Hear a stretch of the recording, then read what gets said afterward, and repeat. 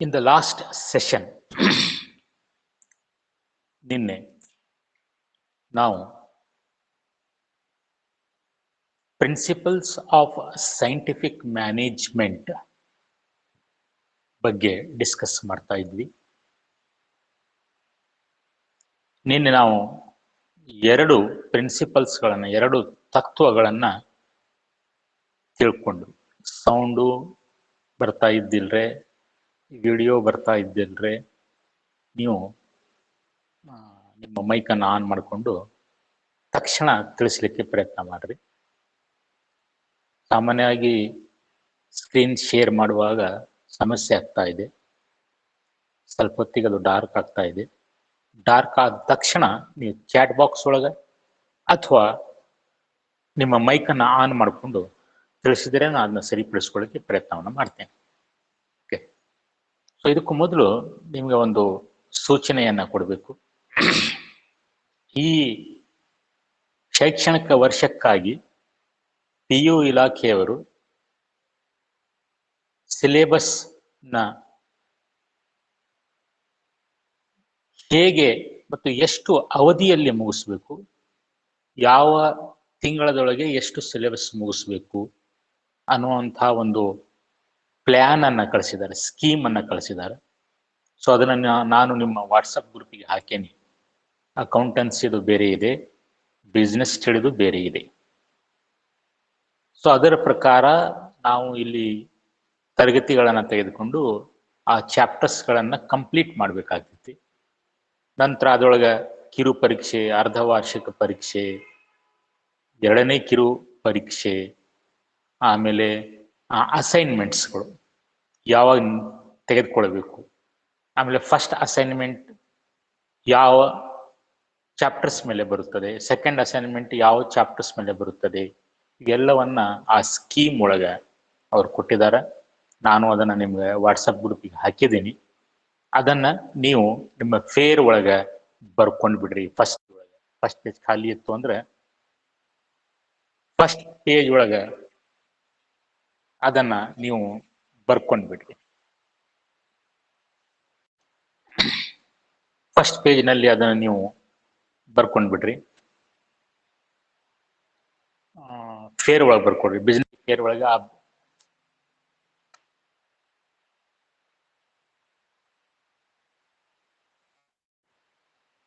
First ಪೇಜ್ನಲ್ಲಿ ನೀವು if possible ಬರ್ಕೊಡ್ರಿ. ಇಲ್ಲ ನೀವು ಫಸ್ಟ್ ಪೇಜ್ ಖಾಲಿ ಬಿಟ್ಟಿದ್ದಿಲ್ಲ ಅಂತಂದ್ರೆ ಆ ಫೇರ್ ಒಳಗೆ ಎಲ್ಲಾದ್ರೂ ಒಂದ್ ಕಡೆ ನೀವು ಅದನ್ನ ಬರ್ಕೊಡ್ರಿ. ಸೊ ಇಡೀ ಸಿಲೆಬಸ್ಸಿನ ಬಗ್ಗೆ ಒಂದು ಸ್ಕೀಮ್ ಅನ್ನ ಕೊಟ್ಟಿದ್ದಾರೆ, ಯೋಜನೆಯನ್ನ ಕೊಟ್ಟಿದ್ದಾರೆ. ಅವರು 1ನೇ ಅವಧಿ, 2ನೇ ಅವಧಿ, 3ನೇ ಅವಧಿ ಅಂತ ಹೇಳಿದ್ದಾರೆ. ಸೊ ಅದನ್ನು ಸಹ ನಾವು ಬ್ರೀಫ್ ಆಗಿ ಲಾಸ್ಟಿಗೆ ನೋಡೋಂಥ ಸಮಯ ಸಿಕ್ಕರೆ. ಓಕೆ, ಸೊ ಮೊದಲಿಗೆ ನಾವು ನಮ್ಮ ಸಿಲೆಬಸ್ ಕಡೆ ಹೋಗೋಣ.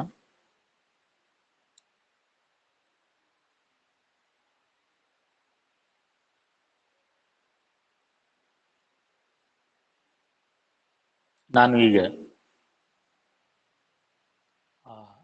ಸ್ಕ್ರೀನ್ ಅನ್ನು ಶೇರ್ ಮಾಡ್ತೀನಿ.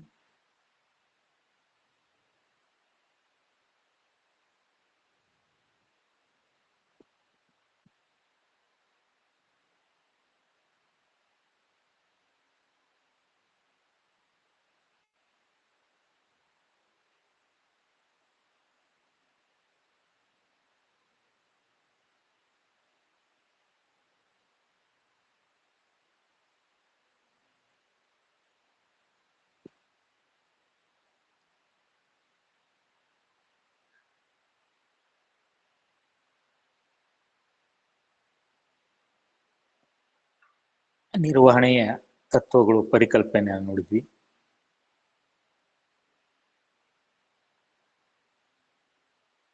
ತಂತ್ರಗಳು ಅಂದ್ರೆ ಏನು, ತತ್ವಗಳು ಅಂದ್ರೆ ಏನು ನೋಡಿದ್ವಿ. ಮೌಲ್ಯಗಳು ಅಂದ್ರೆ ಏನು ನೋಡಿದ್ವಿ.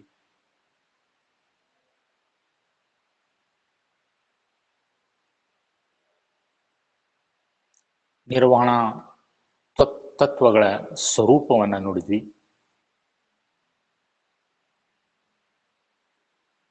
ನಿರ್ವಹಣಾ ತತ್ವಗಳ ಪ್ರಾಮುಖ್ಯತೆಯನ್ನ ನೋಡಿದ್ವಿ.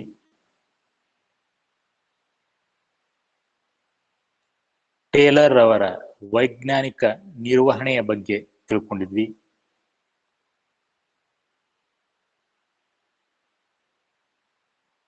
ಈಗ ನಾವು ಡಿಸ್ಕಸ್ ಮಾಡಬೇಕಾಗಿದ್ದು ವೈಜ್ಞಾನಿಕ ನಿರ್ವಹಣೆಯ ತತ್ವಗಳು. ಸೊ ಮೊದಲನೇ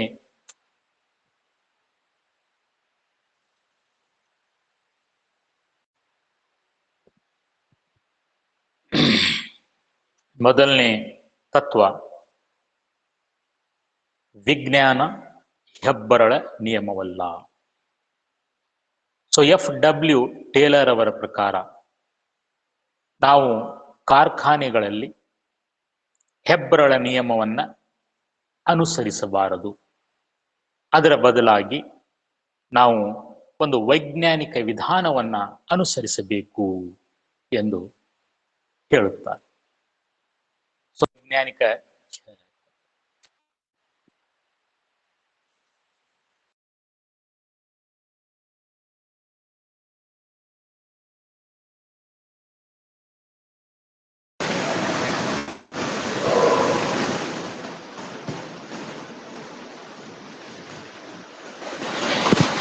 So we have to follow the scientific method in place of the rule of thumb. Rule of thumb ಎಂದರೇನು, ಹೆಬ್ಬರಳ ನಿಯಮ ಅಂತಂದ್ರೆ ಏನು, ಆಮೇಲೆ ಅದರ ಮುಖ್ಯ ದೋಷ ಏನು, ಇದನ್ನ ನಾವು ತಿಳ್ಕೊಂಡಿದ್ದೀವಿ. ಸೊ ಹಂಗಾರೆ ಹೆಬ್ಬರಳ ನಿಯಮದ ಬದಲಾಗಿ ನಾವು ಒಂದು ಸೈಂಟಿಫಿಕ್ ಮೆಥಡ್ ಅನ್ನು, ವೈಜ್ಞಾನಿಕ ವಿಧಾನವನ್ನು ಅನುಸರಿಸಬೇಕು ಎಂಬುದನ್ನು ನಾವು ನೋಡಿದ್ವಿ. ಆ ವೈಜ್ಞಾನಿಕ ವಿಧಾನವನ್ನ ಹೇಗೆ ನಾವು ಅಭಿವೃದ್ಧಿ ಪಡಿಸ್ತೀವಿ ಅದನ್ನೂ ಸಹ ನಾವು ತಿಳ್ಕೊಂಡ್ವಿ. ಇವನ್ ಸಣ್ಣ ಕೆಲಸಗಳು ಇದ್ರೂ ಸಹ, ಕಾರ್ಖಾನೆಗಳಲ್ಲಿ ಸಣ್ಣ ಸಣ್ಣ ಕೆಲಸಗಳು ಇದ್ರೂ ಸಹ ಅವುಗಳನ್ನು ನಾವು ಒಂದು ಸಾಂಪ್ರದಾಯಿಕ ವಿಧಾನದ ಮೂಲಕ ಮಾಡುವುದರ ಬದಲಾಗಿ ವೈಜ್ಞಾನಿಕ ವಿಧಾನವನ್ನು ಅಳವಡಿಸಿಕೊಂಡ್ರೆ ಅಲ್ಲಿ ನಾವು ಉತ್ಪಾದಕತೆಯನ್ನ ಹೆಚ್ಚಿಸಬಹುದು.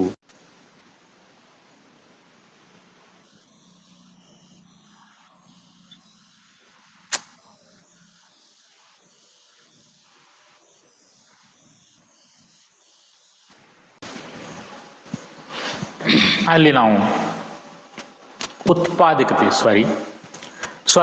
ಉತ್ಪಾದಕತೆಯನ್ನು ಹೆಚ್ಚಿಸಬಹುದು.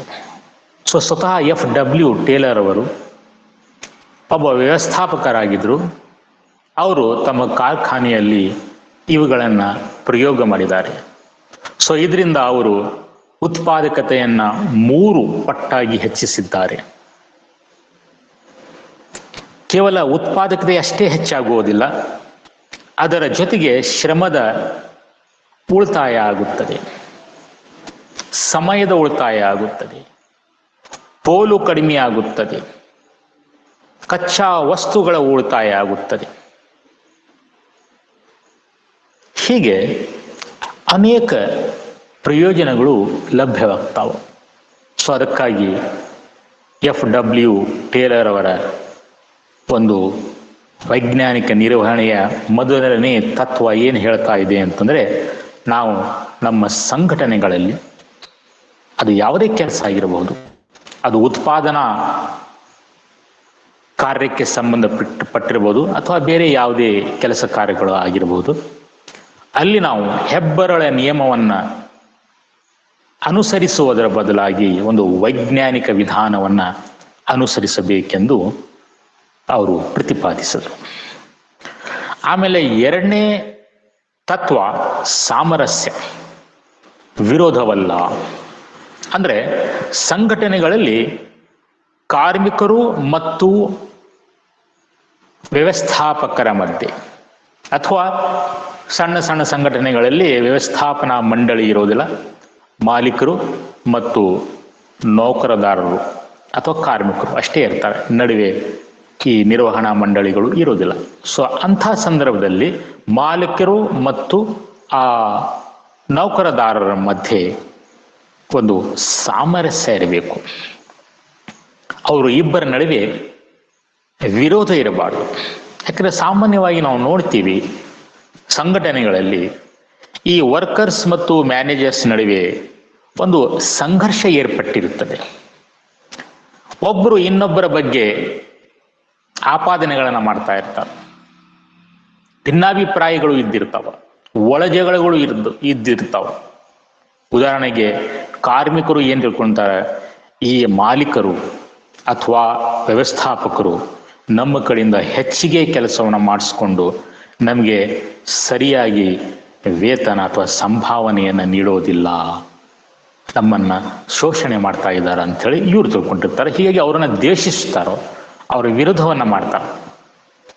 ಅದೇ ಸಮಯದೊಳಗೆ ನಿರ್ವಹಣಾ ಮಂಡಳಿಯವರು ಅಥವಾ ಮಾಲೀಕರು ಏನ್ ತಿಳ್ಕೊಂತಾರಪ್ಪ ಅಂತಂದ್ರೆ, ಈ ಕಾರ್ಮಿಕರು ಅಥವಾ ನೌಕರದಾರರು ಸಮಯಕ್ಕೆ ಸರಿಯಾಗಿ ಬರೋದಿಲ್ಲ, ಕೆಲಸ ಸರಿಯಾಗಿ ಮಾಡೋದಿಲ್ಲ, ನಿಷ್ಠತೆಯಿಂದ ಮಾಡೋದಿಲ್ಲ, ಗುಣಮಟ್ಟದ ಕೆಲಸವನ್ನ ಮಾಡೋದಿಲ್ಲ, ಸಮಯವನ್ನ ಪೋಲ್ ಮಾಡ್ತಾರೆ, ಆದರೆ ವೇತನ ಅಥವಾ ಸಂಭಾವನೆಯನ್ನು ಹೆಚ್ಚು ಕೇಳ್ತಾರ ಅಂತೇಳಿ ಅವ್ರು ತಿಳ್ಕೊಂತಾರೆ. ಸೊ ಹೀಗಾಗಿ ಇವರಿಬ್ಬರ ನಡುವೆ ಯಾವಾಗಲೂ ಸಂಘರ್ಷ ಇರುತ್ತದೆ. ಈ ಸಂಘರ್ಷವು ಯಾರಿಗೂ ಸಹಕಾರಿ ಆಗಿರುವುದಿಲ್ಲ. ಇಟ್ ಹೆಲ್ಪ್ಸ್ ನನ್. ಈ ಒಂದು ಕಾನ್ಫ್ಲಿಕ್ಟ್, ಈ ಸಂಘರ್ಷ ಏನಂತಲ್ಲ, it helps none. It is not going to help anyone, neither worker nor management. ಇದರಿಂದ ನೌಕರದಾರಿಗೆ ಅಥವಾ ಕಾರ್ಮಿಕರಿಗೂ ಪ್ರಯೋಜನ ಆಗೋದಿಲ್ಲ, ಅಥವಾ ವ್ಯವಸ್ಥಾಪಕರಿಗೂ ಅಥವಾ ಮಾಲೀಕರಿಗೂ ಸಹ ಪ್ರಯೋಜನ ಆಗೋದಿಲ್ಲ. ಸೊ ಅದಕ್ಕಾಗಿ FW ಟೇಲರ್ ಅವರು ಇವರಿಬ್ಬರ ನಡುವೆ ಸಾಮರಸ್ಯ ಇರಬೇಕು ಎಂದು ಒತ್ತು ನೀಡಿದರು. ಸೊ ಇಬ್ಬರ ನಡುವೆ ಸಾಮರಸ್ಯವನ್ನು ಕಾಪಾಡಬೇಕು. ಇಬ್ಬರು ಒಂದು ಮಾತನ್ನು ತಿಳ್ಕೋಬೇಕು. ಏನಂತೇಳಿ, ಪರಸ್ಪರ ಅವರಿಬ್ಬರು ಒಬ್ಬರು ಇನ್ನೊಬ್ಬರಿಗೆ ಬೇಕೇ ಬೇಕು. ಅವರು they are just like A two side of a coin. ಈಗ ನಾವು ಹೇಳ್ತೇವೆ ಚಪ್ಪಾಳಿ ಎರಡು ಕೈಯಿಂದ ಮಾತ್ರ ಸಾಧ್ಯ ಅಂತ. ಸೊ ಹಾಗೆ both are essential in the organisation. ಒಂದು ಸಂಸ್ಥೆಯಲ್ಲಿ ಸಾಮಾನ್ಯ ಗುರಿಯನ್ನು ಸಾಧಿಸಬೇಕಾದ್ರೆ ಇಬ್ರು ಅಷ್ಟೇ ಮಹತ್ವ, ಇಬ್ಬರ ಪಾತ್ರವು ಮಹತ್ವದ್ದಾಗಿದೆ. ಸೊ ಹೀಗಾಗಿ ಪ್ರತಿಯೊಬ್ಬರು ಇನ್ನೊಬ್ಬನ ಮಹತ್ವವನ್ನು ತಿಳಿದುಕೊಂಡು ನಡಿಬೇಕು, ಕೆಲಸವನ್ನ ಮಾಡಬೇಕು. ಅದಕ್ಕೆ ಏನು ಮಾಡಬೇಕು? ಈ ಒಂದು ಸ್ಥಿತಿಯನ್ನ ನಾವು ಸಂಸ್ಥೆಗಳಲ್ಲಿ ತರಬೇಕಾದ್ರೆ, ಈ ಒಂದು ಸ್ಥಿತಿಯನ್ನು ನಾವು ಸಂಸ್ಥೆಯಲ್ಲಿ ಹೊಂದಬೇಕಾದ್ರೆ ಕಾರ್ಮಿಕರ ಮತ್ತು ವ್ಯವಸ್ಥಾಪಕರ ಒಂದು ಮಾನಸಿಕ ಸ್ಥಿತಿಯಲ್ಲಿ ಬದಲಾವಣೆಯನ್ನ ಮಾಡಬೇಕು. ಸೊ ಅದಕ್ಕೆ ನಾವು ಕರಿತೀವಿ ಮಾನಸಿಕ ಕ್ರಾಂತಿ ಅಂತ ಕರಿತೀವಿ, ಮೆಂಟಲ್ ರೆವಲ್ಯೂಷನ್ ಅಂತ ಕರಿತೀವಿ. ಅವ್ರ ಮನಸ್ಸುಗಳು ಬದಲಾಗಬೇಕು. ಅವರೇನು ವಿಚಾರಗಳು, ಆಲೋಚನೆಗಳು ಓದಲ್ಲ, ಒಬ್ಬರು ಇನ್ನೊಬ್ಬರ ಬಗ್ಗೆ ಕೆಟ್ಟದ್ದಾಗಿ ತಿಳ್ಕೊಂಡಿದ್ದಾರೆ. ಅವನು ಸರಿಯಿಲ್ಲ, ಅವನು ನಮ್ಗೆ ಶೋಷಣೆ ಮಾಡ್ತಾ ಇದ್ದಾನೆ, ನಮ್ಗೆ ಕಡಿಮೆ ಪಗಾರ ಕೊಡ್ತಾ ಇದ್ದಾನೆ ಅಂತೇಳಿ ಅವರು ಕಡಿಮೆ ಕೆಲಸ ಮಾಡಾಕ್ತಾರೆ, ಸಮಯಕ್ಕೆ ಸರಿಯಾಗಿ ಬರೋದಿಲ್ಲ, ಹೆಚ್ಚಿಗೆ ಪಗಾರ ಕೇಳ್ತಾರೆ ಅಂತಾರೆ ಇವರು. ಸೊ ಈ ಒಂದು ಮಾನಸಿಕ ಸ್ಥಿತಿಯನ್ನ ಬದಲಾಗಬೇಕು. ಸೊ ಅದಕ್ಕಾಗಿ ಅವರಲ್ಲಿ ಒಂದು ಮಾನಸಿಕ ಕ್ರಾಂತಿಯನ್ನ ತರಬೇಕು. ಅವರ ಆಲೋಚನೆಗಳನ್ನ ಪರಿವರ್ತಿಸಬೇಕು. ಅವರಿಬ್ಬರು ಸಂಘಟನೆಗೆ ಮಹತ್ವವಾದಂಥ ಆಸ್ತಿಗಳು ಅಂಥೇಳಿ ನಾವು ಅವರಿಗೆ ತಿಳಿಸಿ ಹೇಳಬೇಕು. ಆವಾಗ ಮಾತ್ರ ಇದು ಸಾಧ್ಯ. ಇದನ್ನ ಕೇವಲ ಬಾಯಿ ಮಾತಿನಿಂದ, ಉಪದೇಶಗಳಿಂದ ಹೇಳಿದ್ರೆ ಸಾಕಾಗುವುದಿಲ್ಲ, ಅದನ್ನ ಕಾರ್ಯರೂಪದಲ್ಲಿ ಮಾಡಬೇಕು. ಸಂಸ್ಥೆಯ ಸಂಘಟನಾ ಮಂಡಳಿ ಅಥವಾ ನಿರ್ವಹಣಾಂಗ ಅಂತ ಕರಿತೀವಲ್ಲ, ಅಥವಾ ಸಂಸ್ಥೆಯ ಮಾಲೀಕರು, ಸೊ ಈ ಒಂದು ಮಾನಸಿಕ ಕ್ರಾಂತಿಯನ್ನ ಮಾಡುವ ಸಲುವಾಗಿ ತಮ್ಮ ಕಾರ್ಮಿಕರಿಗೆ ತಾವು ಪಡೆಯುವಂತಹ ಲಾಭದಲ್ಲಿ ಸ್ವಲ್ಪ ಪಾಲನ್ನ ಅವರಿಗೂ ಕೊಡಬೇಕು. ಸೊ ಅದಕ್ಕಾಗಿ ಕಂಪನಿಗಳಲ್ಲಿ ಏನ್ ಮಾಡ್ತಾರಪ್ಪ ಅಂತಂದ್ರೆ, ಈ ಏನು ಪ್ರಾಫಿಟ್ ಗಳಿಸ್ತಾರಲ್ಲ ಪ್ರತಿ ವರ್ಷ, ಅದರಿಂದ ಒಂದು 10%, 15% ತೆಗೆದು ಅದನ್ನ ಬೋನಸ್ ರೂಪದಲ್ಲಿ, ಉಚಿತ ಕೊಡುಗೆ ಬೋನಸ್ ರೂಪದಲ್ಲಿ ಎಲ್ಲ ಕಾರ್ಮಿಕರಿಗೆ, ಎಲ್ಲ ನೌಕರದಾರರಿಗೆ ಹಂಚ್ತಾರೆ. ಅವಾಗ ಅವ್ರಿಗೂ ಖುಷಿ ಆಗ್ತದೆ. ಪಗಾರ ಬಿಟ್ಟಿದ್ರು, in addition to the payment. ಅವ್ರ ಪೇಮೆಂಟ್ ಬಿಟ್ಟು ವರ್ಷಕ್ಕೆ ಒಮ್ಮೆ 2 ಸರ್ತಿ ಹಬ್ಬ ಹುಣ್ಣಿಮೆ ಇದ್ದಾಗ ಅವ್ರು ಏನ್ ಮಾಡ್ತಾರ, ಬೋನಸ್ ಅನ್ನ ಕೊಡ್ತಾರ. ಈ ಫಾರ್ ಎಕ್ಸಾಂಪಲ್ ರೈಲ್ವೆ ಡಿಪಾರ್ಟ್ಮೆಂಟ್ ಅವರು ತಮ್ಮ ನೌಕರದಾರರಿಗೆ ಪ್ರತಿ ವರ್ಷ 1 ತಿಂಗಳದ್ದು 2 ತಿಂಗಳ ಪಗಾರ ಹೆಚ್ಚಿಗೆ ಕೊಡ್ತಾರೆ. ಸೊ ಅದರಿಂದ ಅವ್ರಿಗೆ ಖುಷಿ ಆಗ್ತದೆ.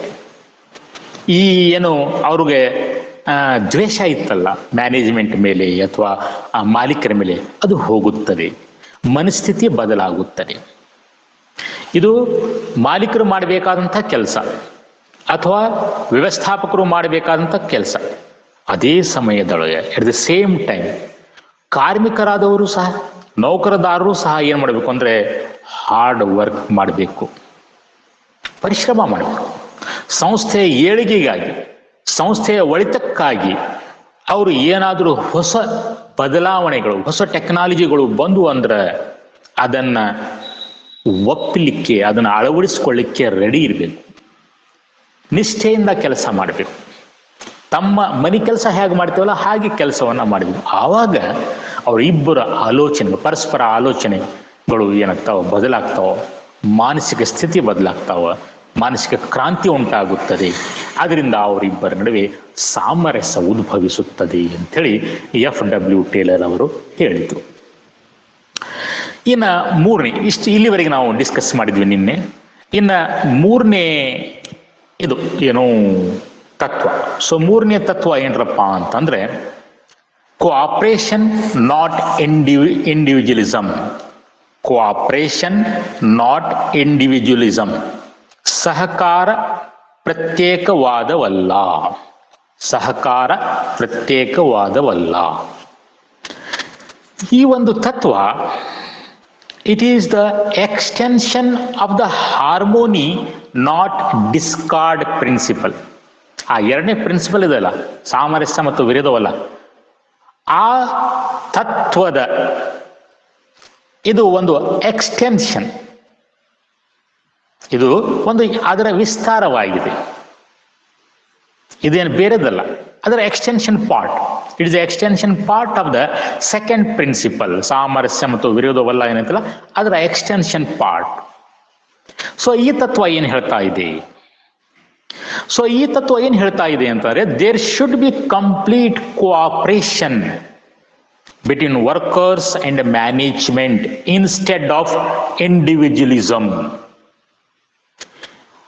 ಈ ಕಾರ್ಮಿಕರು ಮತ್ತು ವ್ಯವಸ್ಥಾಪಕರ ನಡುವೆ ಸಂಪೂರ್ಣ ಸಹಕಾರ ಇರಬೇಕು. There should not be individualism. ಅಲ್ಲಿ ಪ್ರತ್ಯೇಕವಾದ ಇರಬಾರದು, ನಾನಾ ಸಪ್ರೇಟ್ ಅಂತ ಹೇಳಿ, ಅಥವಾ ಇಬ್ಬರ ನಡುವೆ ಕಾಂಪಿಟಿಷನ್ ಇರಬಾರ್ದು. There is no competition. Both are essential. Both are two face of a coin. For the success of a business, both workers and management are essential. So that's why there should not be competition between them. ಅವರ ಮಧ್ಯೆ ಯಾವುದೇ ಪೈಪೋಟಿ ಇರಬಾರ್ದು. ಪೈಪೋಟಿಯ ಬದಲಾಗಿ ಅವರ ನಡುವೆ ಏನರಪ್ಪ ಅಂತಂದ್ರೆ ಒಂದು ಸಹಕಾರ ಇರಬೇಕು, ಒಂದು ಕೋಆಪರೇಷನ್ ಇರಬೇಕು. Both should realise that they need each other. ಪ್ರತಿಯೊಬ್ಬರಿಗೆ ಅರಿವು ಆಗಬೇಕು ಏನಂತೇಳಿ, ಒಬ್ಬರಿಗೆ ಮತ್ತೊಬ್ಬರ ಅಥವಾ ಅವರ ಅಥವಾ ಇನ್ನೊಬ್ಬರ ಅಥವಾ ಕಾರ್ಮಿಕರಿಗೆ ವ್ಯವಸ್ಥಾಪಕರಿಗೆ ಕಾರ್ಮಿಕರ ಅವಶ್ಯಕತೆ ಇದೆ. ಕೇವಲ ವ್ಯವಸ್ಥಾಪಕರು ಸಂಸ್ಥೆಯನ್ನು ನಡೆಸಲಿಕ್ಕೆ ಆಗುವುದಿಲ್ಲ. ಕೇವಲ ಕಾರ್ಮಿಕರು ಅಥವಾ ನೌಕರದಾರರು ಅಥವಾ ಅಧೀನರು ಸಂಸ್ಥೆಯನ್ನು ನಡೆಸಲಿಕ್ಕೆ ಆಗುವುದಿಲ್ಲ. ಸಂಸ್ಥೆಯನ್ನು ನಡೆಸಬೇಕಾದ್ರೆ ಒಬ್ಬರಿಗೆ ಇನ್ನೊಬ್ಬರು ಬೇಕೇ ಬೇಕು ಅನ್ನುವಂತಹ ಮಾತನ್ನ ಇವರು ಮನದಟ್ಟು ಮಾಡ್ಕೋಬೇಕು. For this management listen suggestion from workers. ಹಂಗಾರೆ ಈ ಒಂದು ವಾತಾವರಣವನ್ನು ಸೃಷ್ಟಿ ಮಾಡಬೇಕಾದ್ರೆ ಸಂಘಟನೆಯಲ್ಲಿ ವ್ಯವಸ್ಥಾಪನಾ ಮಂಡಳಿಯು ಅಥವಾ ಮಾಲೀಕರು ಏನು ಮಾಡಬೇಕಪ್ಪ ಅಂದರೆ ಸದಾ ತಮ್ಮ ಕಿವಿಗಳನ್ನ ಓಪನ್ ಇಡಬೇಕು. They should listen and accept the suggestion from workers. ಈ ಕಾರ್ಮಿಕರಿಂದ ಅಥವಾ ಸಿಬ್ಬಂದಿಯಿಂದ, ನೌಕರದಾರರಿಂದ, ಕೆಳ ಹಂತದಲ್ಲಿರುವಂತಹ ನೌಕರದಾರರಿಂದ ಏನು ಸಜೆಷನ್ಸ್ಗಳು ಬರ್ತಾವಲ್ಲ, ಸಲಹೆಗಳು ಬರ್ತಾವಲ್ಲ, ಆ ಸಲಹೆಗಳನ್ನ ಅವರು ಸಮಾಧಾನದಿಂದ ಕೇಳಬೇಕು. ಆಮೇಲೆ ಅವು ನಿಜವಾಗಿಯೂ ಉಪಯುಕ್ತವಾಗಿದ್ದುವು ಅಂತಾರೆ. ತಮ್ಮ ಕಾರ್ಯ ನಿರ್ವಹಣೆಯಲ್ಲಿ ಅದನ್ನು ಅಳವಡಿಸಿಕೊಳ್ಬೇಕು. ಅಳವಡಿಸಿದ ನಂತರ ಸಂಘಟನೆಗೆ ಏನಾದರೂ ಪ್ರಯೋಜನಗಳು ಆದವು ಅಂತಂದ್ರೆ, ಪ್ರಯೋಜನ ಅಂತಂದ್ರೆ ಆ ಸಲಹೆಯಿಂದ, ಆ ಕಾರ್ಮಿಕರ ಸಲಹೆಯಿಂದ ಲಾಭ ಜಾಸ್ತಿ ಆಗಿರ್ಬೋದು, ಅಥವಾ ಮಾರಾಟ ಹೆಚ್ಚಾಗಿರ್ಬೋದು, ಅಥವಾ ಉತ್ಪಾದನಾ ವೆಚ್ಚ ಕಡಿಮೆ ಆಗಿರ್ಬೋದು. ಏನೇ ಒಂದು ಪ್ರಯೋಜನ ಆಯಿತು ಅಂದರೆ ಯಾರು ಸಲಹೆಯನ್ನು ಕೊಟ್ಟಿರ್ತಾರಲ್ಲ ಅವ್ರಿಗೆ ಕರೆಸಿ ಪುರಸ್ಕರಿಸಬೇಕು. ಅವ್ರಿಗೆ ಶಬಾಷ್ ಅಂತ ಹೇಳಬೇಕು, ವೆಲ್ ಡನ್ ಅಂತ ಹೇಳಬೇಕು, ಮತ್ತೇನಾದರೂ ಗಿಫ್ಟ್ಗಳನ್ನು ಕೊಡಬೇಕು, ಆ ಮಾಹಿತಿಯನ್ನು ಪ್ರಕಟಿಸಬೇಕು. ಉಳಿದ ಎಲ್ಲ ಕಾರ್ಮಿಕರಿಗೂ ಅದು ಗೊತ್ತಾಗಬೇಕು, ಇಂಥವ್ರು ಇಂಥ ಸಲಹೆ ಕೊಟ್ಟಿದ್ರು, ಇದರಿಂದ ಕಂಪ್ನಿಗೆ ಇಷ್ಟು ಲಾಭ ಆಯಿತು, ಇಷ್ಟು ಪ್ರಯೋಜನ ಆಯಿತು ಅಂತೇಳಿ. ಆವಾಗ ಉಳಿದ ಎಲ್ಲ ಕಾರ್ಮಿಕರಿಗೂ ಅದು ಪ್ರೋತ್ಸಾಹಿಸುತ್ತದೆ. ಹಾಗಾದ್ರೆ ನಾವು ಏನಾದರೂ ಮಾಡಬೇಕು, ನಾವು ಏನಾದರೂ ಒಂದು ಹೊಸ ಸಲಹೆಯನ್ನು ಕೊಡಬೇಕು, ನಾವು ಮುಂದಾಳತ್ವವನ್ನು ವಹಿಸಬೇಕು, ನಾವು ಶ್ರದ್ಧೆಯಿಂದ ಕೆಲಸ ಮಾಡಬೇಕು ಅನ್ನುವಂಥ ಒಂದು ಮನೋಭಾವ ಅವರಲ್ಲಿ ಹುಟ್ಟುತ್ತದೆ. ಸೊ ಅದಕ್ಕಾಗಿ ಅವರನ್ನು ಪುರಸ್ಕರಿಸಬೇಕು. ಆಮೇಲೆ worker should be taken into confidence while deciding. ಯಾವುದೇ ಒಂದು ನಿರ್ಣಯಗಳನ್ನು ತೆಗೆದುಕೊಳ್ಬೇಕಾದ್ರೆ, ಸಂಘಟನೆಯಲ್ಲಿ ಯಾವುದೇ ಒಂದು ನಿರ್ಣಯವನ್ನು ತೆಗೆದುಕೊಳ್ಬೇಕಾದ್ರೆ ಅವರನ್ನ ವಿಶ್ವಾಸಕ್ಕೆ ತೆಗೆದುಕೊಳ್ಬೇಕು. ಕಾರ್ಮಿಕರನ್ನ ಅಥವಾ ಅಧೀನರನ್ನ ವಿಶ್ವಾಸಕ್ಕೆ ತೆಗೆದುಕೊಂಡು ನಿರ್ಣಯಗಳನ್ನು ತೆಗೆದುಕೊಂಡ್ರೆ ಆವಾಗ ಆ ನಿರ್ಣಯಗಳು ಅವ್ರ ಮೇಲೆ ಹೇರಿದಾರಂತೇಳಿ ಅವ್ರು ಭಾವಿಸೋದಿಲ್ಲ. ಸಪೋಸ್ ನಾವು ಅವ್ರು ಒಂದು ಮಾತು ಕೇಳಿಲ್ಲ, ನಾವು ಸ್ವತಃ ನಿರ್ಣಯವನ್ನು ತೆಗೆದುಕೊಂಡು, ಅಂದರೆ ವ್ಯವಸ್ಥಾಪಕರು ಸ್ವತಃ ನಿರ್ಣಯವನ್ನು ತೆಗೆದುಕೊಂಡು ಅವ್ರಿಗೆ ನಾವು ಅದನ್ನು ತಿಳಿಸಿದ್ವಿ ಅಂತಂದ್ರೆ ಆವಾಗ ಅವ್ರು ಏನು ಮಾಡ್ತಾರೆ, ಅವ್ರು ಹಂಗೆ ಬಿಡಿ ಹೇಳ್ತಾ ಇರ್ತಾರೆ, ಹಂಗೆ ಮಾಡೋಕ್ಕಾಗ್ತತ್ತೇನಪ್ಪ, ಹಿಂಗೆ ಮಾಡೋಕ್ಕಾಗ್ತತ್ತೇನಪ್ಪ, ಅದನ್ನ ಚಾಲು ಮಾಡ್ತಾರೆ. ಸೊ ಅದಕ್ಕಾಗಿ ಅದರ ಬದಲಾಗಿ ಏನು ಮಾಡಬೇಕು, ಅವ್ರಿಗೂ ಕರೆಸ್ಬೇಕು, ಅವ್ರಿಗೂ ಕರೆಸು, ಅವ್ರ ಜೊತೆಗೆ ಡಿಸ್ಕಸ್ ಮಾಡಬೇಕು, ಅವರನ್ನು ವಿಶ್ವಾಸಕ್ಕೆ ತೆಗೆದುಕೊಳ್ಬೇಕು. ಡಿಸ್ಕಸ್ ಮಾಡಿದ ನಂತರ ಡಿಸಿಷನ್ಸ್ಗಳನ್ನು ತೆಗೆದುಕೊಳ್ಬೇಕು. ಅವಾಗ ಅವ್ರಿಗೆ ಏನು ಅನ್ಸ, ಈ ಡಿಸಿಷನ್ ನಾವೇ ತಗೊಂಡಿದ್ದು, ನಾವೇ ಇದ್ವಿ ಮೀಟಿಂಗ್ ಒಳಗೆ, ನಾವೇ ಹೇಳಿದ್ದು. ಸೊ ಇಂಥ ಭಾವನೆಗಳು ಬರ್ತಾವ. ಸೊ ಅದಕ್ಕಾಗಿ they should be taken into confidence while deciding ಅಂತ ಹೇಳ್ತಾರೆ. ಮತ್ತು at the same time on the part of the workers, ಈ ವರ್ಕರ್ಸ್ ಮೇಲೆ ಒಂದು ಜವಾಬ್ದಾರಿ. ವರ್ಕರ್ಸ್ ಮೇಲೆ ಜವಾಬ್ದಾರಿ ಏನ್ರಪ್ಪ ಅಂತಂದ್ರೆ, worker should not go on strike unnecessarily. ಸಣ್ಣ ಸಣ್ಣ ಕಾರಣಕ್ಕಾಗಿ ಅವರು ಸ್ಟ್ರೈಕ್ ಮಾಡ್ಲಿಕ್ಕೆ ಹೋಗಬಾರ್ದು. They should not go on strike. ಆ ಸ್ಟ್ರೈಕ್ದಿಂದ ಹಿಂದುಳಿದ್ರು, ಏನೋ ಒಂದು ಬೇಡಿಕೆ ಇದೆ, ಮ್ಯಾನೇಜ್ಮೆಂಟ್ನವ್ರು ಒಪ್ತಾನೆ ಇಲ್ಲ, ಅನಿವಾರ್ಯ, ಆವಾಗ ಸ್ಟ್ರೈಕ್ ಮಾಡಲಿ. ಸಣ್ಣ ಸಣ್ಣ ವಿಷಯಕ್ಕೆ ಸ್ಟ್ರೈಕ್ ಮಾಡೋದಿಲ್ಲ. ಬಾತ್ರೂಮ್ ಒಳಗೆ ನೀರು ಬರ್ತಾ ಇಲ್ಲ, ಟಾಯ್ಲೆಟ್ ಕ್ಲೀನ್ ಆಗಿಲ್ಲ ಅಂಥೇಳಿ ಸಣ್ಣ ಸಣ್ಣ ವಿಷಯಕ್ಕೆ ಸ್ಟ್ರೈಕ್ ಮಾಡೋದು, ಫ್ಯಾಕ್ಟ್ರಿ ಬಂದ್ ಮಾಡೋದು, ಇಂಥವೆಲ್ಲ ಕೆಲಸಗಳಲ್ಲಿ ತೊಡಗಬಾರ್ದು. ಮತ್ತು ಕೆಲಸಗಳನ್ನು ಹಂಚುವಾಗ ಸಮನಾಗಿ ಹಂಚಬೇಕು. ಒಬ್ರಿಗೆ ಜಾಸ್ತಿ ಕೆಲಸ, ಒಬ್ರಿಗೆ ಕಡಿಮೆ ಕೆಲಸ ಹಂಚಬಾರ್ದು. ಸಂಸ್ಥೆಯಲ್ಲಿ ಎಲ್ಲ ವರ್ಕರಿಗೆ, ಎಲ್ಲ ನೌಕರದಾರರಿಗೆ ಈ ಡಿವಿಷನ್ ಆಫ್ ವರ್ಕ್ ಏನಂತಲ್ಲ, ವರ್ಕನ್ನು ಹಂಚುವಾಗ ಎಲ್ಲರಿಗೂ ಸಮನಾದ ಕೆಲಸವನ್ನು ಹಂಚಬೇಕು. ಆಮೇಲೆ always management work with workers to help them and to encourage them. ಯಾವಾಗಲೂ ವ್ಯವಸ್ಥಾಪಕರು ಏನು ಮಾಡಬೇಕಪ್ಪ ಅಂತಂದ್ರೆ, ಈ ಒಂದು ಕಾರ್ಮಿಕರಿಗೆ ಸಹಕಾರವನ್ನ ನೀಡಬೇಕು, ಸಹಾಯವನ್ನ ಮಾಡಬೇಕು, ಅವರನ್ನ ಪ್ರೋತ್ಸಾಹಿಸಬೇಕು. ಸೊ ಈ ಒಂದು ತತ್ವ ಇಷ್ಟೆಲ್ಲ ಹೇಳುತ್ತದೆ. ಇನ್ನು 4ನೇ ತತ್ವ, ಪ್ರತಿಯೊಬ್ಬ ವ್ಯಕ್ತಿಯ ಅತ್ಯುನ್ನತ ದಕ್ಷತೆ ಮತ್ತು ಅಭ್ಯುದಯಗಳತ್ತ ಅವನ ಅಭಿವೃದ್ಧಿ. Development of each and every person to his greatest efficiency and prosperity. Development of each and every person of the organization. That person may be a man or woman.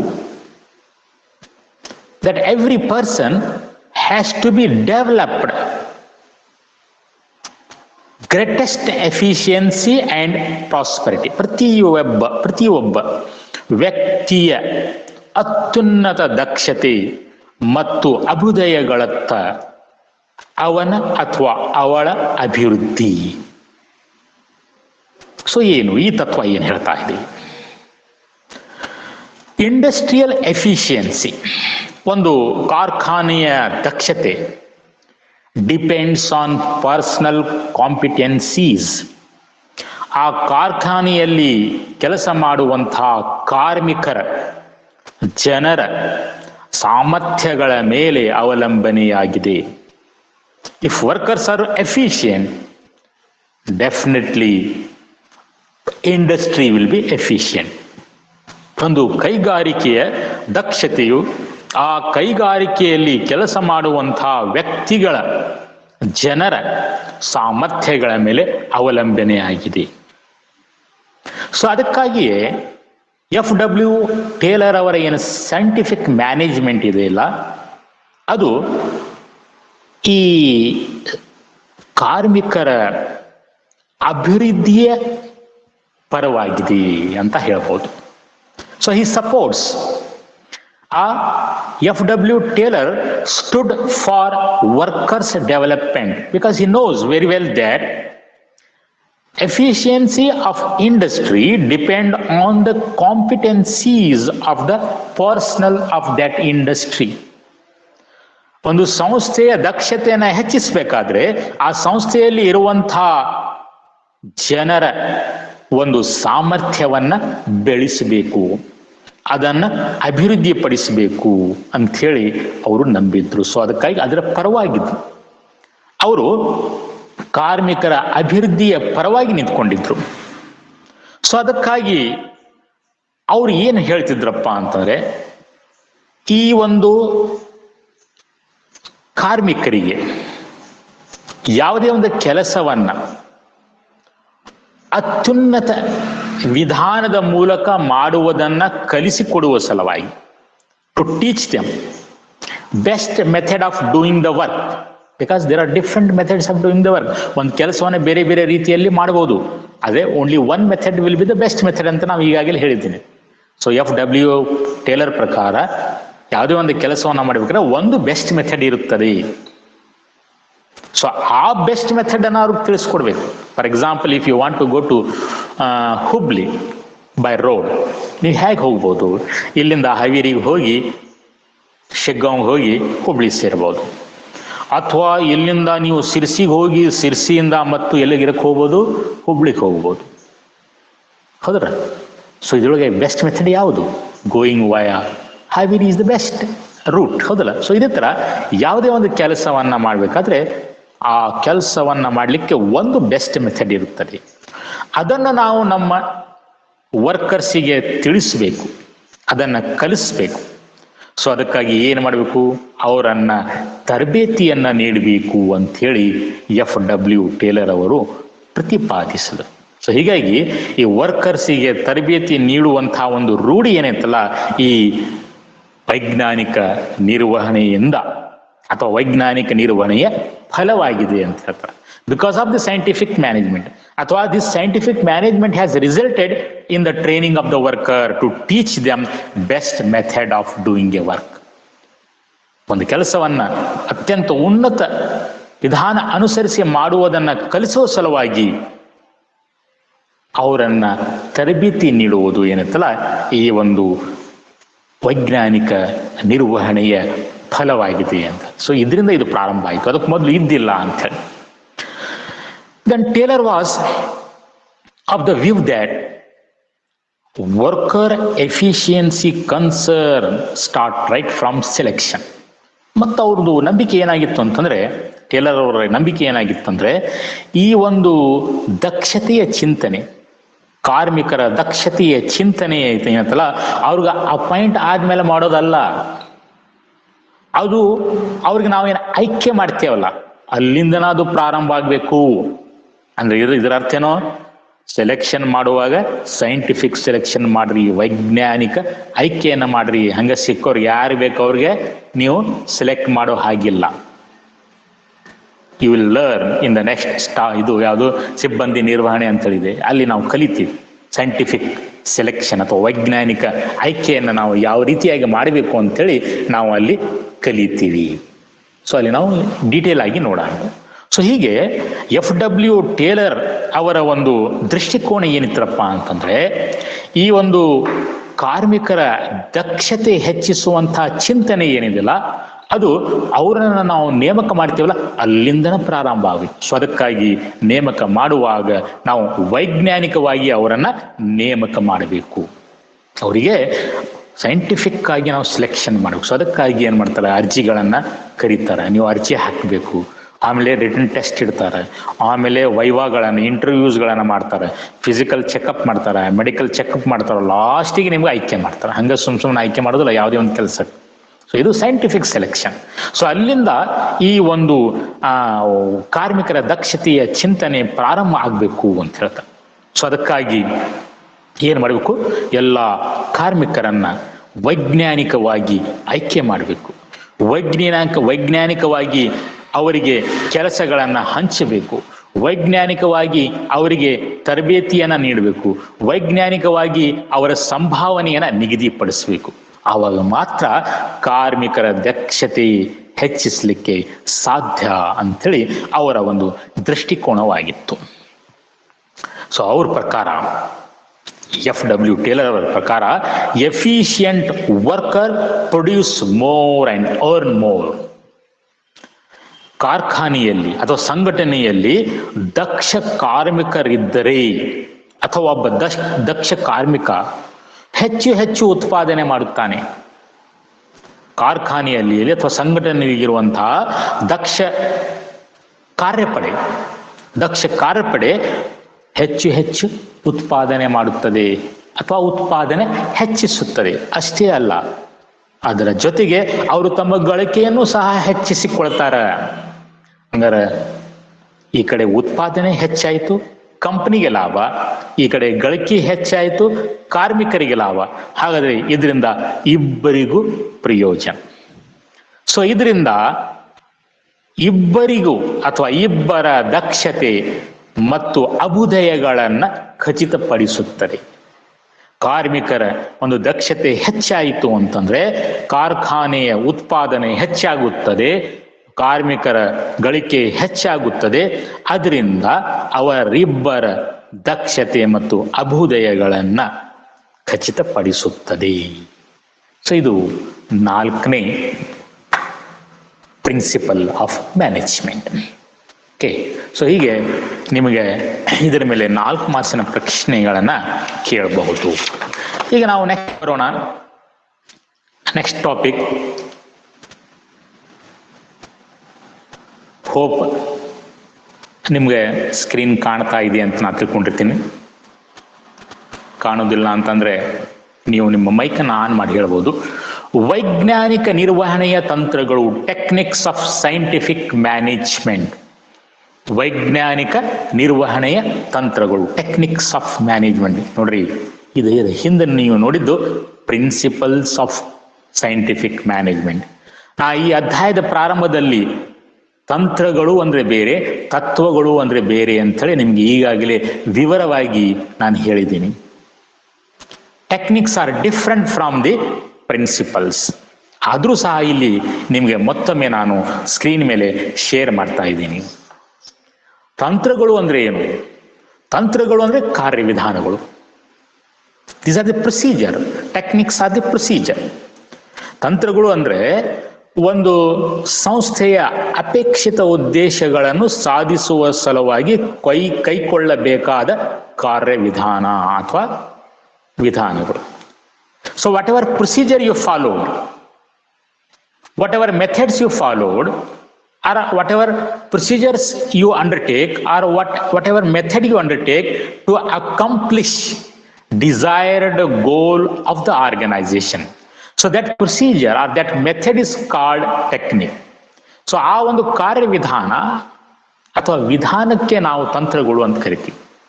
ಸಂಘಟನೆಯ ಅಪೇಕ್ಷಿತ ಉದ್ದೇಶಗಳನ್ನು ಸಾಧಿಸಲು ನೀವು ಏನು ಕಾರ್ಯವಿಧಾನವನ್ನು ಅನುಸರಿಸ್ತೀವಿ ಅಥವಾ ವಿಧಾನವನ್ನು ಅನುಸರಿಸ್ತೀರಿ, ಆ ವಿಧಾನಕ್ಕೆ ಅಥವಾ ಆ ಕಾರ್ಯವಿಧಾನಕ್ಕೆ ತಂತ್ರಗಳು ಅಂತ ಕರಿತೀವಿ. ಮತ್ತೊಂದು ನೆನಪಿಟ್ಕೋಬೇಕು, ಆ ಕಾರ್ಯವಿಧಾನದೊಳಗೆ ಹಲವಾರು ಕ್ರಮಗಳು ಒಳಗೊಂಡಿರುತ್ತವೆ. ಆ ಕಾರ್ಯವಿಧಾನಗಳು ಅಥವಾ ವಿಧಾನಗಳು ಸರಣಿ ಕ್ರಮಗಳನ್ನ ಒಳಗೊಂಡಿರುತ್ತದೆ. ಅಂದ್ರೆ ಸಿರೀಸ್ ಆಫ್ ಸ್ಟೆಪ್ಸ್. ಒಂದರ ನಂತರ ಮತ್ತೊಂದು ಕ್ರಮ, ಆ ಕೆಲಸ ಮುಗಿದ್ಮೇಲೆ ಮತ್ತೊಂದು ಕ್ರಮ. ಸೊ ಅದು ಎಲ್ಲ ಸೇರಿ ಒಂದು ಪ್ರೊಸೀಜರ್ ಅಥವಾ ಒಂದು ವಿಧಾನ ತಯಾರಾಗುತ್ತದೆ. ಸೊ ಹೀಗೆ ತಂತ್ರಗಳು ಅಥವಾ ಟೆಕ್ನಿಕ್ಸ್ ಅಂದ್ರೆ ಏನರಪ್ಪ ಅಂತಂದ್ರೆ ಸಂಸ್ಥೆಯ ಅಪೇಕ್ಷಿತ ಉದ್ದೇಶಗಳನ್ನು ಸಾಧಿಸುವ ಸಲುವಾಗಿ ಕೈಗೊಳ್ಳಬೇಕಾದ ವಿಧಾನಗಳು ಅಂತ ಹೇಳ್ಬೋದು. ಇನ್ನು ತತ್ವಗಳು ಅಂದ್ರೆ ಏನು, ಅದು ಸಹ ನಾವು ಈಗಾಗಲೇ ನೋಡಿದ್ವಿ. ಏನು ನೀವು ತಂತ್ರಗಳನ್ನ ನಿಗದಿಪಡಿಸಿರಲ್ಲ, ಆ ತಂತ್ರಗಳನ್ನ ಅನುಷ್ಠಾನಗೊಳಿಸುವಾಗ, ಕಾರ್ಯರೂಪದಲ್ಲಿ ತರುವಾಗ ನೀವು ಹಲವಾರು ನಿರ್ಣಯಗಳನ್ನ ತೆಗೆದುಕೊಳ್ಳಬೇಕಾಗುತ್ತದೆ, ಹಲವಾರು ಕೆಲಸ ಚಟುವಟಿಕೆಗಳನ್ನ ಮಾಡಬೇಕಾಗುತ್ತೆ. ಅದಕ್ಕೆ ಮಾರ್ಗದರ್ಶನ ನೀಡುವುದೇ ತತ್ವಗಳು. ಸೊ ಅದಕ್ಕೆ ಆ ಕಾರ್ಯಗಳಿಗೆ ಮಾರ್ಗದರ್ಶಿ ಸೂತ್ರಗಳಾಗಿ ತತ್ವಗಳು ಅಂತಂದ್ರೆ ಏನಪ್ಪ ಅಂತಂದ್ರೆ ನಿಮ್ಮ ತಂತ್ರಗಳನ್ನ ಅನುಷ್ಠಾನಗೊಳಿಸುವಾಗ ತೆಗೆದುಕೊಳ್ಳುವ ನಿರ್ಣಯಗಳಿಗೆ ಮಾರ್ಗದರ್ಶಿ ಸೂತ್ರಗಳಾಗಿವೆ. ಸೊ ನಾನು ನಿಮ್ಗೆ ಉದಾಹರಣೆ ಸಹ ಕೊಟ್ಟಿದ್ದೆ.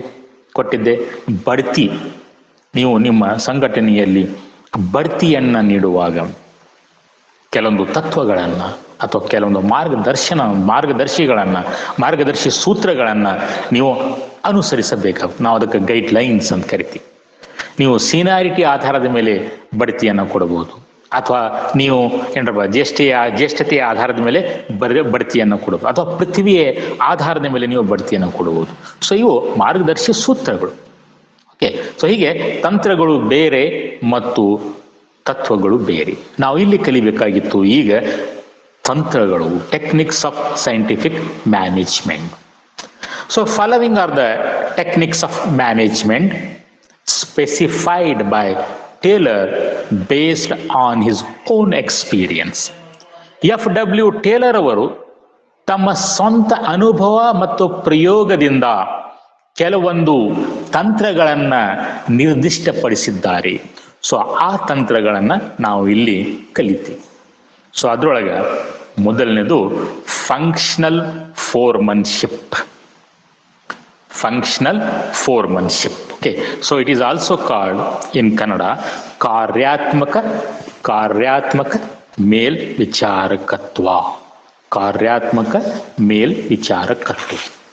ಸೊ ಫಂಕ್ಷನಲ್ ಫೋರ್ಮನ್ಶಿಪ್ ಅಂತ ಕರೀತಾರೆ. Okay, so functional foremanship, this is the first technique of the scientific management.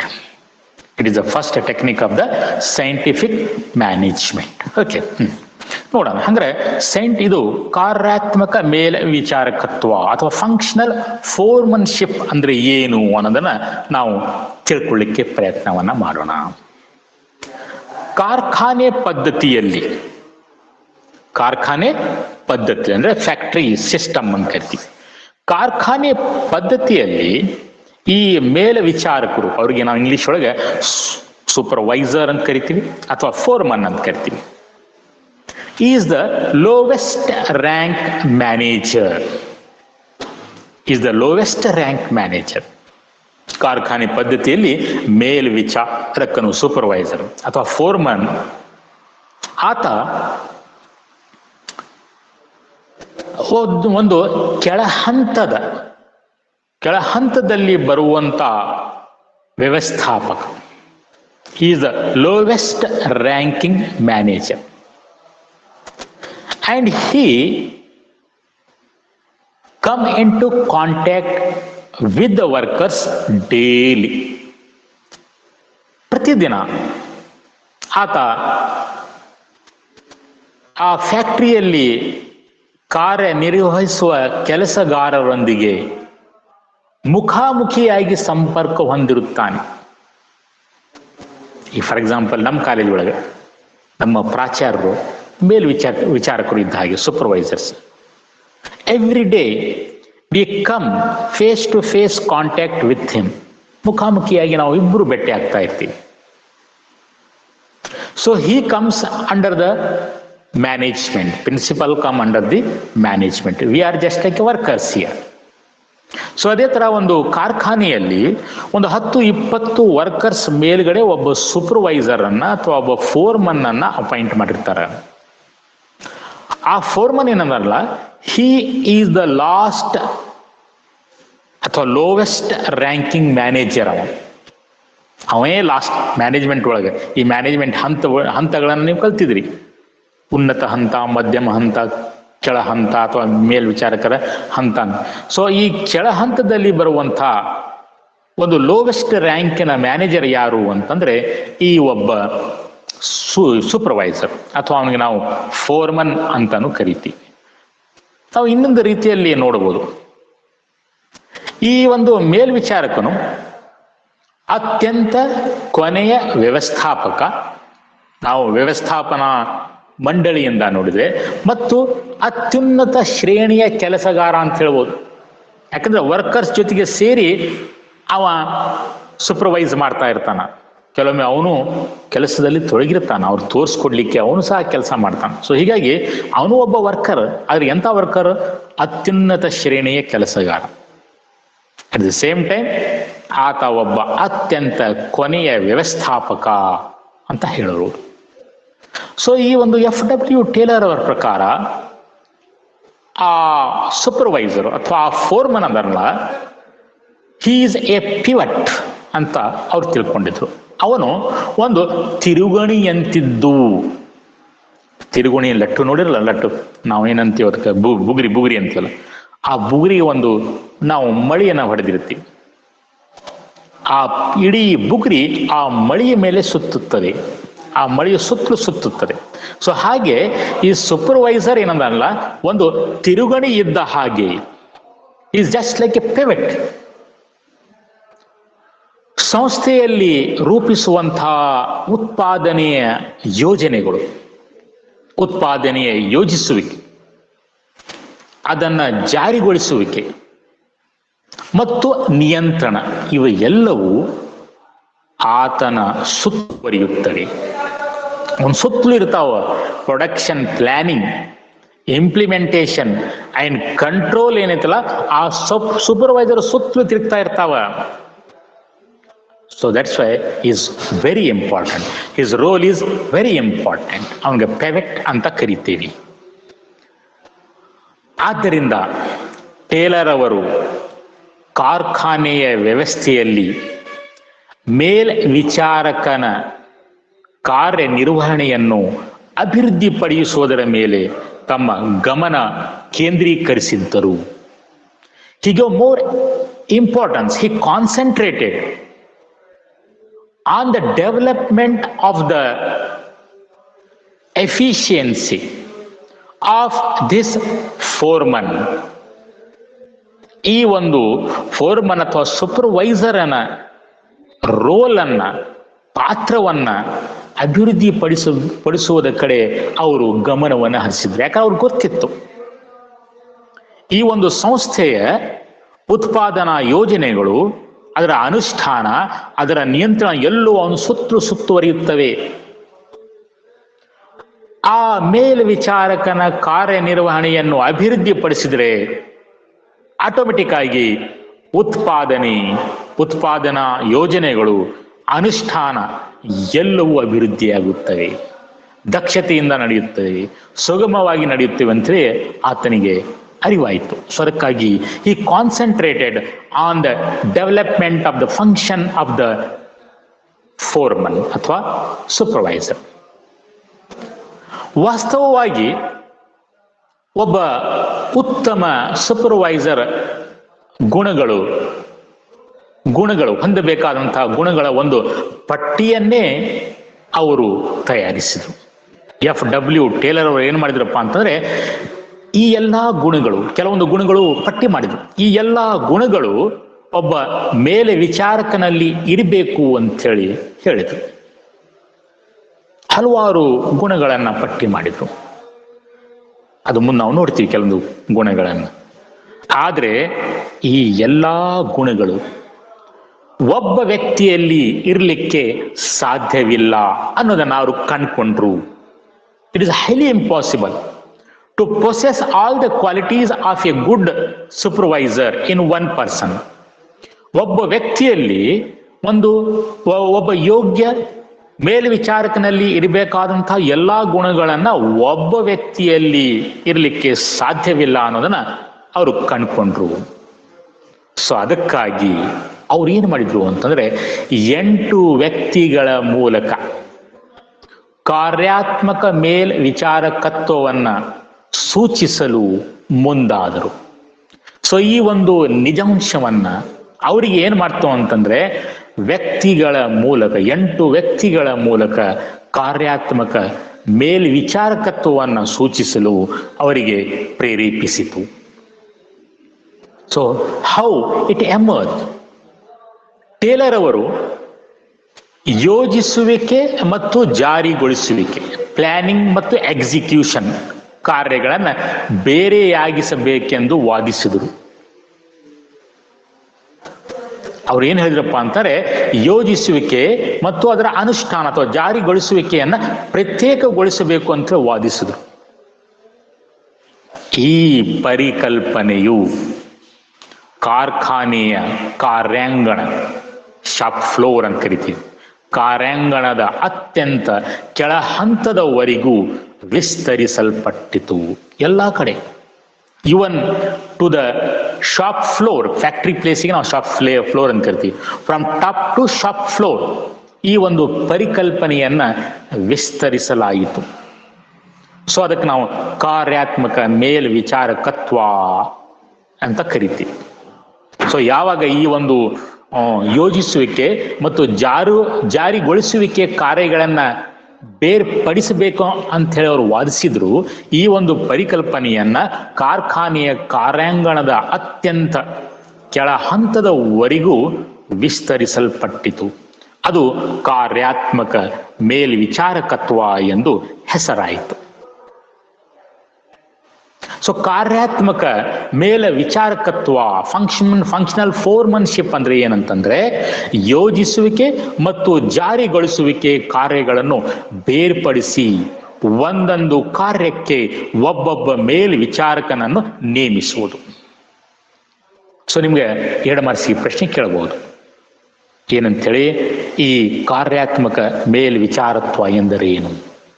So ಕಾರ್ಯಾತ್ಮಕ ಮೇಲ್ವಿಚಾರತ್ವ ಅಂತಂದ್ರೆ ಯೋಜಿಸುವಿಕೆ ಮತ್ತು ಜಾರಿಗೊಳಿಸುವಿಕೆ ಕಾರ್ಯಗಳನ್ನು ಸಪರೇಟ್ ಮಾಡಿ ಬೇರ್ಪಡಿಸಿ ಒಂದೊಂದು ಕಾರ್ಯಕ್ಕೆ ಒಬ್ಬೊಬ್ಬ ಮೇಲ್ವಿಚಾರಕನನ್ನು ನೇಮಿಸುವುದು. ಸೊ ಇಲ್ಲಿ ಒಂದು ಚಾರ್ಟ್ ಅನ್ನು ಕೊಟ್ಟಿದೆ. ಅಂದ್ರೆ ಈ ಫಂಕ್ಷನಲ್ ಫೋರ್ಮನ್ಶಿಪ್ ಯಾವ ತರ ಇರುತ್ತದೆ ಅಂತ. ಸೊ ಫ್ಯಾಕ್ಟರಿ ಮ್ಯಾನೇಜರ್ ಕಾರ್ಖಾನೆಯ ವ್ಯವಸ್ಥಾಪಕ, is the head of the factory. ಅವನು ಕೆಳಗಡೆ ಇಬ್ರು ಪ್ರಭಾರಿಗಳು, ಇನ್ಚಾರ್ಜ್. ಒಂದು ಪ್ಲಾನಿಂಗ್ ಇನ್ಚಾರ್ಜ್, ಮತ್ತೊಬ್ಬ ಉತ್ಪಾದನಾ ಅಧಿಕಾರಿ. ಅಂದ್ರೆ ಯೋಜಿಸುವಿಕೆಯ ಅಧಿಕಾರಿ ಒಬ್ಬವ ಮತ್ತು ಉತ್ಪಾದನಾ ಅಧಿಕಾರಿ. ಇನ್ನ ಪ್ಲಾನಿಂಗ್ ಅಧಿಕಾರಿ ಕೆಳಗಡೆ 4 ಜನ ಸೂಪರ್ವೈಸರ್ಸ್. ಯಾರ್ಯಾರು? ಇನ್ಸ್ಟ್ರಕ್ಷನಲ್ ಕಾರ್ಡ್ ಕ್ಲರ್ಕ್, ಸೂಚನಾ ಪತ್ರ ಗುಮಾಸ್ತ. ಎರಡನೇದ್ದು ರೂಟ್ ಕ್ಲರ್ಕ್, ಮಾರ್ಗ ಗುಮಾಸ್ತ ಅಂತ ಕರೀತಾರೆ, ಮಾರ್ಗ ಗುಮಾಸ್ತ. ಬೇಕಾದ್ರೆ ಬರ್ಕೋಬಹುದು ನೀವು. ಇನ್ಸ್ಟ್ರಕ್ಷನ್ ಕ್ಲರ್ಕ್, ಯಾಕಂದ್ರೆ ನಾನು ಇಂಗ್ಲಿಷ್ನಾಗ ಬರ್ದಿದ್ದೀನಿ ಇಲ್ಲಿ ನೋಡ್ರಿ. ಫ್ಯಾಕ್ಟರಿ ಮ್ಯಾನೇಜರಿಗೆ ಕಾರ್ಖಾನೆ ವ್ಯವಸ್ಥಾಪಕ ಅಂತ ನೀವು ಬರ್ಕೊಡ್ರಿ. ನೀವು ಈ ಚಾರ್ಟ್ ಅನ್ನ ಹಾಕೊಂಡು ಆ ಫ್ಯಾಕ್ಟರಿ ಮ್ಯಾನೇಜರ್ ಇದ್ ಕಡೆ ಕಾರ್ಖಾನೆ ವ್ಯವಸ್ಥಾಪಕ ಅಂತ ಬರೀರಿ. ಪ್ಲಾನಿಂಗ್ ಇನ್ಚಾರ್ಜ್ ಅಲ್ಲಿ ಯೋಜಿಸುವಿಕೆಯ ಅಧಿಕಾರಿ ಅಂತ ಬರ್ಕೊಡ್ರಿ. ಪ್ರೊಡಕ್ಷನ್ ಇನ್ಚಾರ್ಜ್ ಅಲ್ಲಿ ನೀವು ಉತ್ಪಾದನಾ ಅಧಿಕಾರಿ ಅಂತ ಬರ್ಕೊಡ್ರಿ. ಏನಾಗ್ತವ ಈಗ ಹೊತ್ತ ಬಾಳ ಹೋಗಿ ಹೋಗಿ ಸರಿ ಮತ್ತೆ ಹೇಳ್ಬೇಕು ಬೇಡವಾ?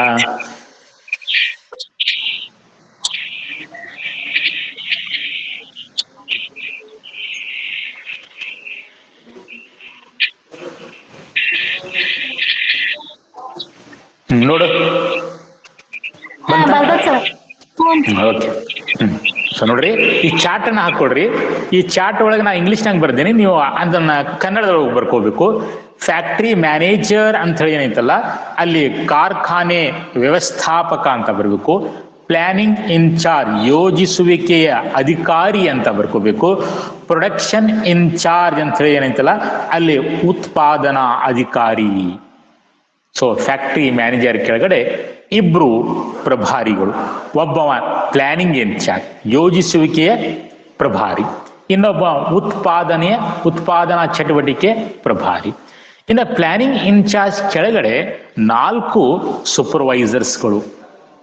ಒಬ್ಬವ ಇನ್ಸ್ಟ್ರಕ್ಷನ್ ಕ್ಲರ್ಕ್ ಅಂತ ಬರ್ತೀನಿ ನೋಡ್ರಿ, ಇನ್ಸ್ಟ್ರಕ್ಷನಲ್ ಕಾರ್ಡ್ ಕ್ಲರ್ಕ್ ಅಂತ ಕರೀತಾರೆ. ಅವನಿಗೆ ಕನ್ನಡದೊಳಗೆ ಸೂಚನಾ ಪತ್ರ ಗುಮಾಸ್ತ ಅಂತ ಕರಿತೀವಿ. ಅವನ ಕೆಲಸ ಏನಪ್ಪ ಅಂತಂದ್ರೆ ಗಿವ್ ಇನ್ಸ್ಟ್ರಕ್ಷನ್, ಸೂಚನೆಗಳನ್ನು ಕೊಡೋದು, ವರ್ಕರ್ಸಿಗೆ ಸೂಚನೆಗಳನ್ನು ಕೊಡ್ತಾನೆ. ಎರಡನೇದವ ರೂಟ್ ಕ್ಲರ್ಕ್. ಸೊ ರೂಟ್ ಕ್ಲರ್ಕಿಗೆ ಮಾರ್ಗ ಗುಮಾಸ್ತ ಅಂತ ಕರಿತೀವಿ. ಇವನ್ ಕೆಲಸ ಏನಪ್ಪ ಅಂತಂದ್ರೆ ಪ್ರಿಪೇರ್ ಪ್ರೊಡಕ್ಷನ್ ರೂಟ್, ಅಂದ್ರೆ ಸರಕುಗಳನ್ನ ಉತ್ಪಾದಿಸುವಾಗ ಕಚ್ಚಾ ವಸ್ತುಗಳು ಯಾವ್ಯಾವ ರೂಟದಿಂದ ಹರಿದು ಹೋಗಿ ಸಿದ್ಧ ವಸ್ತುಗಳು ತಯಾರಾಗ್ತಾವ, ಆ ರೂಟ್ ಅನ್ನ ತಯಾರಿಸುವಂತಹ ಕೆಲಸ ಆ ಮಾರ್ಗ ಗುಮಾಸ್ತಂದು ಅಥವಾ ರೂಟ್ ಕ್ಲರ್ಕ್. ಇನ್ನು ಮೂರನೇದು ಟೈಮ್ ಅಂಡ್ ಕಾಸ್ಟ್, ಅವಧಿ ಮತ್ತು